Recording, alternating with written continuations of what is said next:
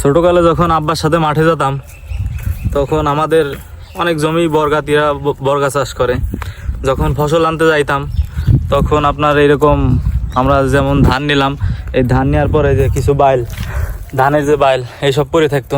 তো এইসব আমার আব্বু আমারে বলতো যে এগুলো খুঁটে বাড়ি নিয়ে চল। তো আমি তখন আব্বুরে বলতাম কি যে না, এইসব নিয়ে এত ছোটো একটা জিনিস দুই একটা পরে আছে, থাক, এইগুলো পশু পাখিতে খাবে। কিন্তু আব্বু তখন আমারে কিছু বলতো না, বলতো যে যখন বড় হবি তখন বুঝবি আসলে ফসল উৎপাদন করা কতটা কঠিন আর রেখে যাওয়া কি সোজা। তো এখন বড় হয়েছি, এখন বুঝি যে একটা ফসল উৎপাদন করতে কি পরিমাণ খরচ লাগে আর একটা কৃষকের কতটা পরিশ্রম করা লাগে এই ফসলটা উৎপাদন করার জন্য। এখন সব কিছুই বুঝি, হারে হারে সব ঠিক পাচ্ছি।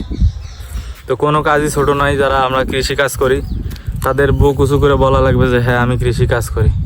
সে তো আর চুরি করতেছে না, অন্য কিছু করতেছে না, সে নিজের শ্রম দিয়ে ফসল উৎপাদন করে এবং এই ফসল বাজারে বিক্রি করেই তার সংসার চলে।